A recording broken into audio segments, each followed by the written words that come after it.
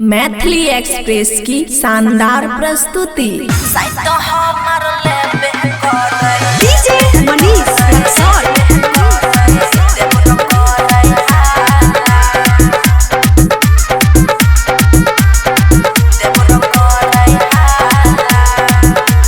खुशी recording studio बलुआ। नो अन्ना के मुर्गी नए बार के मसाला। नो अन्ना के मुर्गी नए बार के मसाला। साथ हमर लेबे करे देबर करे हाला। साथ हमर लेबे करे देबर करे हाला। नो अन्ना के मुर्गी नए बार के मसाला। नो अन्ना के मुर्गी नए बार के मसाला। साथ हमर लेबे करे देबर करे हाला।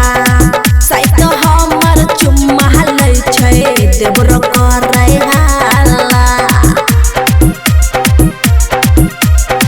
देबर करे हाला। देबर करे हाला। डीजे मनीष रक्सौल।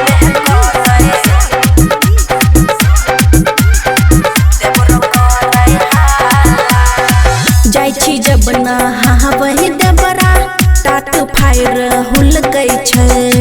लाज शरम से देह सखी सौसे हमर दुलकै छै। सौसे हमर दुलकै छै। जाइ छी जब नहावहि देबरा टाट फायर हुलकै छै।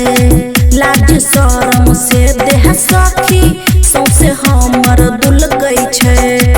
हाथ से पिन्हाबै हमरा गर्दन में माला।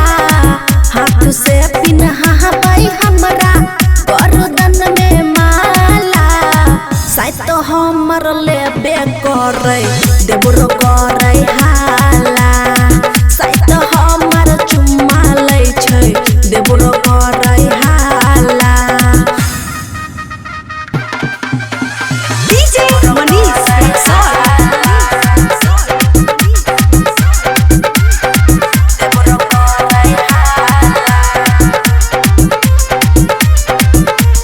खुशी रिकॉर्डिंग स्टूडियो बलुआ। भितरे भितरे हमहू सखी रहै छी बड़ा खुश गे। मिलैया मजा ओहिना जहिना पियवा जाइया रुइस गे। पियवा जाइया रुइस गे। भितरे भितरे हमहू सखी रहै छी बड़ा खुश गे। मिलैया मजा ओहिना जहिना पियवा जाइया रुइस गे। बबुआ राहुल सिलह पट पे रगरैया मसाला। बबुआ राहुल सिलह पट पर रगरै मसाला। साथ हमर लेबे करे देबर करे हाला।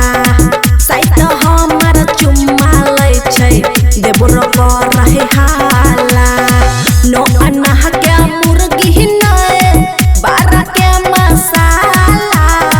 नो अन्ना के मुर्गी नए बार के मसाला।